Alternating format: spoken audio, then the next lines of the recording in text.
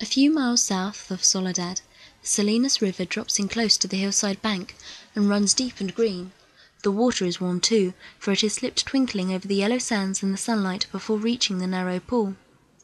On one side of the river, the golden foothill slopes curve up to the strong and rocky Galibian mountains, but on the valley side the water is lined with trees, willows fresh and green with every spring, carrying in their lower leaf junctures the debris of the winter's flooding, and sycamores with mottled white recumbent limbs and branches that arch over the pool. On the sandy bank under the trees the leaves lie deep and so crisp that a lizard makes a great skittering if he runs among them. Rabbits come out of the brush to sit on the sand in the evening, and the damp flats are covered with the night tracks of coons, and with the spread paths of the dogs from the ranches, and with the split-wedged tracks of deer that come to drink in the dark. There is a path through the willows and among the sycamores, a path here beaten hard by boys coming down from the ranches to swim in the deep pool, and beaten hard by tramps who come wearily down from the highway in the evening to jungle up near water. In front of the low horizontal limb of a giant sycamore there is an ash pile made by many fires. The limb is worn smooth by men who have sat on it. Evening of a hot day started the little wind to moving among the leaves. The shade climbed up the hills toward the top. On the sandbanks the rabbits sat as quietly as little grey sculptured stones, and then from the direction of the state highway came the sound of footsteps on crisp sycamore leaves. The rabbits hurried noiselessly for cover. A stilted heron laboured up into the air and pounded down river. For a moment the place was lifeless, and then two men emerged from the path and came into the opening by the green pool. They had walked in a single file down the path, and even in the open one stayed behind the other. Both were dressed in denim trousers and in denim coats with brass buttons. Both wore black, shapeless hats, and both carried tight blanket rolls slung over their shoulders. The first man was small and quick, dark of face, with restless eyes and sharp, strong features. Every part of him was defined: small, strong hands, slender arms, a thin and bony nose. Behind him walked his opposite, a huge man, shapeless of face, with large, pale eyes, with wide, sloping shoulders, and he walked heavily, dragging his feet a little, the way a bear drags his paws. His arms did not swing at his sides, but hung loosely. The first man stopped short of the clearing, and the follower nearly ran over him. He took off his hat and wiped the sweat band with his forefinger, and snapped the moisture off. His huge companion dropped his blankets and flung himself down and drank from the surface of the green pool, drank with long gulps, snorting into the water like a horse. The small man stepped nervously beside him. "Lenny," he said sharply. "Lenny, for God's sake, don't drink so much." Lenny continued to snort into the pool. The small man leaned over and shook him by the shoulder. "Lenny, you're going to be sick like you was last night." Lenny dipped his whole head under, hat and all, and then he sat up on the bank with his hat dripped down on his blue coat and ran down his back. "That's good," he said. "You drink some, George. You take a good big drink." He smiled happily. George unslung his bindle and dropped it gently on the bank. "I ain't sure it's good water," he said. "Looks kind of scummy." Lenny dabbled his big paw in the water and wiggled his fingers so the water arose in little splashes. Rings widened across the pool to the other side and came back again. Lenny watched them go. "Look, George, look what I done." George knelt beside the pool and drank from his hand with quick scoops. "Tastes all right," he admitted. "Don't really seem to be running, though. You never ought to drink water and it ain't running, Lenny," he said hopelessly. "You drink it out of a gutter if you are thirsty." He threw a scoop of water into his face and rubbed it about with his hand, under his chin and around the back of his neck. Then he replaced his hat, pushed himself back from the river, drew up his knees and embraced them. Lenny, who had been watching, imitated George exactly. He pushed himself back, drew up his knees, embraced them, and looked over to George to see whether he had it just right.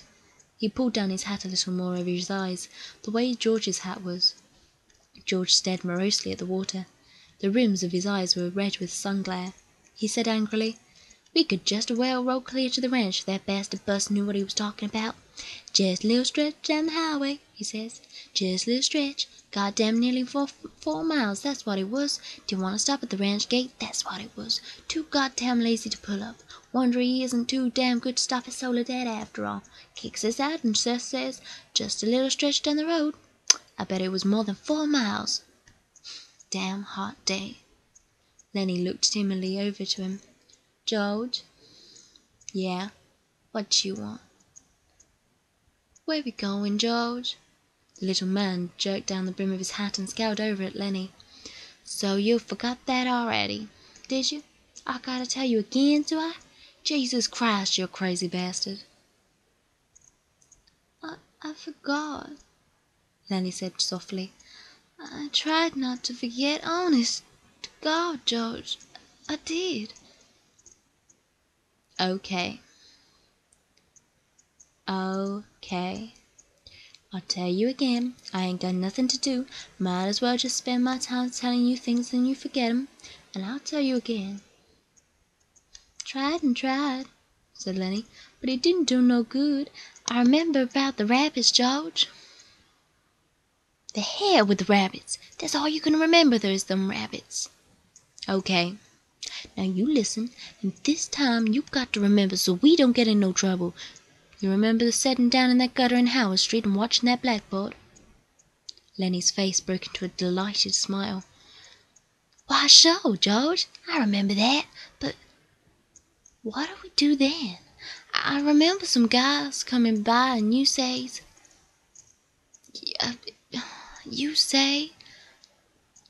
the hell with what I says. You remember about us going into Murray and Reddy's, how they give us those work cards and bus tickets?" "Oh, sure, George. I remember that now." His hands went quickly into his side coat pockets. He said gently, "George, I ain't got mine. I must have lost it." He looked down at the ground in despair. "You ain't never had none, you crazy bastard. I got both of them here. Think I'd let you carry your own work card?" Lenny grinned with relief. I thought I put it in my side pocket." His hand went into the pocket again. George looked sharply at him. "What did you take out that pocket?" "Ain't a thing in my pocket," Lenny said cleverly. "I know there ain't. You got it in your hand." "What you got in your hand? Hiding it?" "I ain't got nothing, George. Honest." "Come on, give it here." Lenny held his closed hand away from George's direction. "It's only a mouse, George." "A mouse? A live mouse?" "Uh-huh. Just a dead mouse, George. I didn't kill it. Honest. I found it. I found it dead." "Give it here," said George. "Oh, let me have it, George."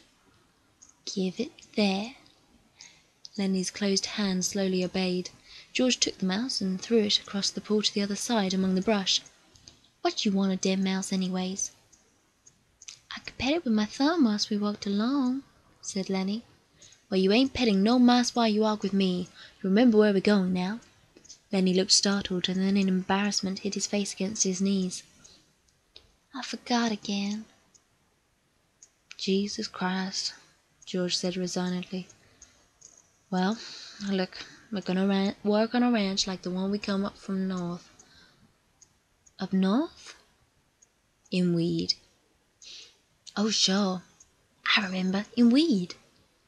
That ranch we're going to is right down there about a quarter-mile. We're gonna go in and see the boss. Now, look, I'll give him the work tickets, but you ain't gonna say a word. You just stand there and don't say nothing. If he finds out what a crazy bastard you are, you won't get no job. But if he sees your work before he hears you talk, we're set. You got that?" "Sure, George. I got that." "Okay. Now, when we go in to see the boss, what you gonna do?" I Lenny thought. His face grew tight with thought. I ain't gonna say nothing. Just gonna stand there." "Good boy. That's swell. You say that over 2-3 times so you sure won't forget it." Lenny droned to himself softly. I ain't gonna say nothing. I ain't gonna say nothing. I ain't gonna say nothing." "Okay," said George. "And you ain't gonna do no bad things like you done in Weed, neither." Lenny looked puzzled. "Like I done in Weed?" "Oh, so you forgot that too, did you? Well, I ain't gonna remind you, fear you do it again." A light of understanding broke on Lenny's face. "They run us out of weed," he exploded triumphantly. "Run us out of hell," said George disgustedly. "We run. They was looking for us, but they didn't catch us." Lenny giggled happily. "I didn't forget that, you bet." George lay back on the sand and crossed his hands under his head, and Lenny imitated him, raising his head to see whether he was doing it right. "God, you're a lot of trouble," said George. "I could get along so easy and so nice if I didn't have you on my tail. I could live so easy and maybe have a girl." For a moment Lenny lay quiet, and then he said hopefully, "We're gonna work on a ranch, George." "All right, you got that. But we're gonna sleep here because I got a reason." The day was going fast now. Only the tops of the Galavian mountains flamed with the light of the sun that had gone from the valley. A water snake slipped along the pool, its head held up like a little periscope. The reeds jerked slightly in the current. Far off, toward the highway, a man shouted something, and another man shouted back. The sycamore limbs rustled under a little wind that died immediately. "George, why aren't we going on the ranch and get some supper? They got supper on the ranch." George rolled on his side. "No reason at all for you. I like it here. Tomorrow we're going to work. I seen thrash machines on the way down. That means we'll be bucking grains, busting a gut. Tonight I'm going to lay right here and I'll look up. I like it." Lenny got up onto his knees and looked down at George. "Ain't we going to have no supper?" "Sure we are. If you gather up some dead willow sticks, I got 3 cans of beans in my bindle. You get a fire ready. I'll give you a match when you get the sticks together. Then we heat the beans and have supper." Lenny said, "I like beans with ketchup." "Well, we ain't got no ketchup." "You go and get wood, and don't you fool around. It'll be dark before long." Lenny lumbered to his feet and disappeared in the brush. George lay where he was and whistled softly to himself. There were sounds of splashing down at the river in the direction that Lenny had taken. George stopped whistling and listened. "Poor bastard," he said softly, and then went on whistling again. In a moment Lenny came crashing back through the brush. He carried one small willow stick in his hand. George sat up. "All right," he said brusquely. "Give me that mouse."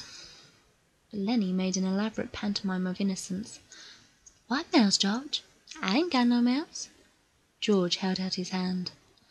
"Come on, give it to me. You ain't putting nothing over." Lenny hesitated, backed away, looked wildly at the brush line as though he contemplated running for his freedom. George said coldly, "You gonna give me that mouse, or do I have to sock you?" "Give you what, George?" "You know goddamn well what. I want that mouse." Lenny reluctantly reached into his pocket. His voice broke a little. I don't know why I can't keep it. It ain't nobody's mouse. I didn't steal it. I found it lying right beside the road." George's hand remained outstretched imperiously. Slowly, like a terrier who doesn't want to bring a ball to its master, Lenny approached, drew back, approached again. George snapped his fingers sharply, and at the sound Lenny laid the mouse in his hand. "I wasn't doing nothing bad with it, George. Just stroking it." George stood up and threw the mouse as far as he could into the darkening brush, and then he stepped into the pool and washed his hands. "You crazy fool! Don't you think I could see you get your feet wet when you went across the river to get it?" He heard Lenny's whimpering cry and wheeled about. "Blubbering like a baby. Jesus Christ, a big lie like you?" Lenny's lip quivered, and tears started in his eyes. "Oh, Lenny!" George put his hand on Lenny's shoulder. "I ain't taking away just for meanness. That mouse ain't fresh, Lenny. And besides, you broke your petting it. You'll get another mouse that's fresh, and I'll let you keep it a little while." Lenny sat down on the ground and hung his head dejectedly. "I don't know where there is no other mouse. I remember a lady used to give 'em to me. Every one she got. But that lady ain't here." George scoffed. "Lady, huh? Don't even remember who that lady was? That was your own Aunt Clara, and she stopped giving 'em to you. You always killed 'em." Lenny looked sadly up at him. "They were so little," he said apologetically. I'd pet 'em, and pretty soon they bit my fingers, and I pinched their heads a little, and then they was dead, because they was so little. I wish we'd get the rabbits pretty soon, George. They ain't so little. The hell with the rabbits. And you ain't to be trusted with no life, mice. Your Aunt Clara gave you a river mouse, and you wouldn't have nothing to do with it. It wasn't no good to pet, said Lenny. The flame of the sunset lifted from the mountain tops, and the dusk came into the valley, and a half-darkness came in among the willows and the sycamores. A big carp rose to the surface of the pool and gulped air, and then sank mysteriously into the dark water again, leaving widening rings on the water. Overhead the leaves whisked again, and little puffs of willow cotton blew down and landed on the pool's surface. "You gonna get that wood?" George demanded. "There's plenty right up against the back of that sycamore. Flood-water wood. Now you get it." Lenny went behind the tree and brought out a litter of dried leaves and twigs. He threw them in a heap on the old ash pile and went back for more and more. It was almost night now. A dove's wings whistled over the water. George walked to the fire pile and lighted the dry leaves. The flame cracked up among the twigs and fell to work. George undid his bindle and brought out 3 cans of beans. He stood them about in the fire, close in against the blaze, but not quite touching the flame. "There's enough beans for 4 men," George said. Lenny watched him from over the fire. He said patiently, "I like 'em with ketchup." "Well, we ain't got any," George exploded. "Whatever we ain't got, that's what you want. God almighty, if I was alone, I could leave you so easily. I could go get a job and no mess at all. And when the end of the month come, I could take my 50 bucks and go into town and get whatever I want. Why? I could stay in a cat house night. I could eat any place I want, hotel or in place, and order any damn thing I could think of, and I could do all that every damn month. Get a gallon of whiskey, or sit in a pool room and play cards or shoot pool." Lenny knelt and looked over the fire at the angry George, and Lenny's face was drawn with terror. "And what I got?" George said furiously. "I got you. You can't even keep a job, and you lose me every job I get. Just keep me shoving all over the country all the time. And that ain't the worst. You get into trouble. You do bad things, and I gotta get you out." His voice rose to nearly a shout. "You crazy son of a bitch. You keep me in hot water all the time." He took on the elaborate manner of a little girl when they were mimicking one another. "Just wanted to feel that trigger's dress. Just wanted to pet it like it was a mouse." "Well, how the hell did she know you were just wanting to feel her dress? She jerks back and you hold on to it like it was a mouse. She yells, and we get hide in an irrigation ditch all day with guys looking for us, and we got to sneak out in the dark and gut out the country. All the time, something like that. All the time. I wished I could put you in a cage with about 1,000,000 mice and let you have fun." His anger left him suddenly. He looked across the fire at Lenny's anguished face, and then he looked ashamedly at the flames. It was quite dark now, but the fire lighted the trunks of the trees and the curving branches overhead. Lenny crawled slowly and cautiously around the fire until he was close to George. He sat back on his heels. George turned the bean can so another side faced the fire. He pretended to be unaware of Lenny so close beside him. "George?" very softly. No answer. "George, what do you want?" "I was only fooling, George. I don't want no ketchup." "I wouldn't eat no ketchup if it was right here beside me." "If it was here, you could have some." "But I wouldn't eat none, George. I leave it all for you. You could cover your beans with it, and I wouldn't touch none of it." George stared morosely at the fire. "When I think of the swell time I could have without you, I go nuts. I never get no peace." Lenny still knelt. He looked off into the darkness across the river. "George, you want I should go away and leave you alone?" "Where the hell would you go?" "Well, I could go off into the woods there. Some place I'd find a cave." "Yeah? How'd you eat?" "You ain't got enough sense to find nothing to eat." "I'd find things, George. I don't need no nice food with ketchup. I'd lay it out in the sun and nobody would hurt me. And if I found a mouse, I could keep it. Nobody would take it away from me." George looked quickly and searchingly at him. "I have been mean, ain't I?" "If you don't want me, I can just go off into the hills and find a cave. I can go away any time." "No, look, I was just falling, Lenny, 'cause I want you to stay with me. Trouble with mice is you always kill 'em." He paused. "Tell you what I'll do, Lenny. First chance I'll get, I'll give you a pup. Maybe you wouldn't kill it. That would be better than mice, and you could pet it harder." Lenny avoided the bait. He had sensed his advantage. "If you don't want me, you just only gotta say no, and I'll go off in those hills right there, right up in those hills and live by myself, and I won't get no mice stole from me." George said, "I want you to stay with me, Lenny. Jesus Christ, someone shoot you for a coyote if you were by yourself. No, you stay with me. Your Aunt Clara wouldn't like you running off by yourself, even if she is dead." Lenny spoke craftily. "Tell me like you done before." "Tell you about what?" "About the rabbits," George snapped. "You ain't gonna put nothing over me." Lenny pleaded. "Come on, George. Tell me. Please, George, like you done before. You get a kick out of that, don't you?" "All right, I'll tell you. And then we eat our supper."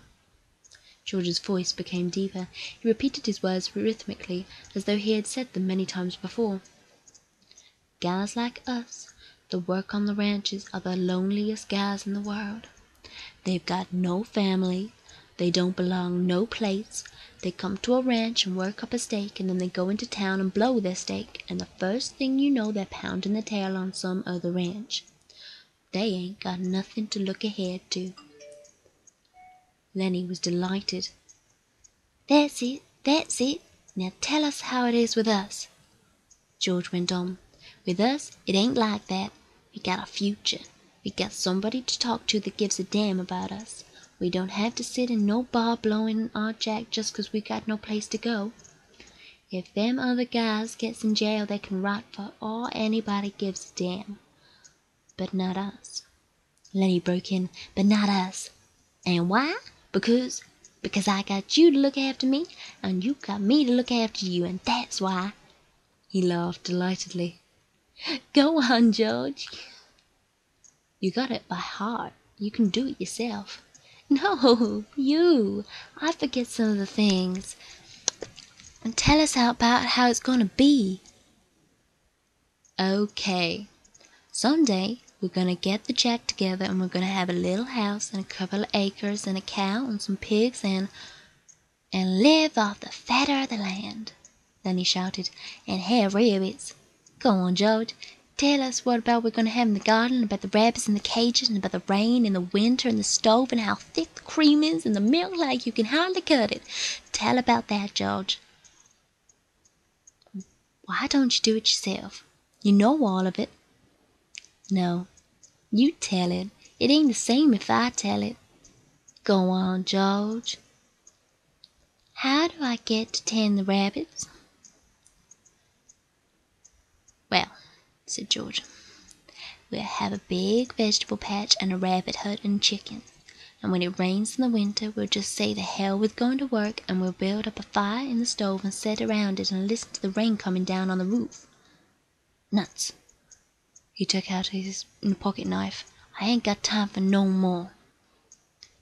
He drove his knife through the top of one of the bean cans, sawed out the top, and passed the can to Lenny. And then he opened a second can. From his side pocket he brought out 2 spoons and passed one of them to Lenny. They sat by the fire and filled their mouths with beans and chewed mightily. A few beans slipped out of the side of Lenny's mouth. George gestured with his spoon. "What you gonna say tomorrow when the boss asks you questions?" Lenny stopped chewing and swallowed. His face was concentrated. I ain't gonna say a word." "Good boy. That's fine, Lenny. maybe you're getting better. When we get a couple of acres, I can let you tend to the rabbits all right. Especially if you remember as good as that. Lenny choked with pride. I can remember, he said. George motioned with his spoon again. Look, Lenny, I want you to look around here. You can remember this place, can't you? The ranch is a quarter-mile up that way. Just follow the river. Sure, said Lenny. I can remember this. Didn't I just remember about not going to say a word? Of course you did. Well, look, Lenny, if you just happen to get in trouble like you always done before, I want you to come right here and hide in the brush. Hide in the brush, said Lenny slowly. Hide in the brush till you come. But you ain't gonna get in no trouble, because if you do, I won't let you tend to the rabbits. He threw his empty bean can off into the brush. I won't get in no trouble, George. I ain't gonna say a word. Okay, bring your bindle over here by the fire. It's gonna be nice sleeping here, looking up in the leaves. Don't build up no more fire. We'll let her die down. They made their beds in the sand, and as the blaze dropped from the fire, the sphere of light grew smaller. The curling branches disappeared, and only a faint glimmer showed where the tree trunks were. From the darkness, Lenny called, George, you asleep? No. What do you want? Let's have a different curl of rabbits, George. Sure we will, George said sleepily. Red and blue and green rabbits, Lenny. Millions of 'em. Fairy ones, George, like I seen in the fair in Sacramento. Sure, fairy ones. Oh. 'Cause I can just as well go away, George, and live in a cave. You can just as well go to hell, said George. Now shut up now. The red light dimmed on the coals. Up the hill from the river a coyote yammered, and a dog answered from the other side of the stream. The sycamore leaves whispered in a little night breeze.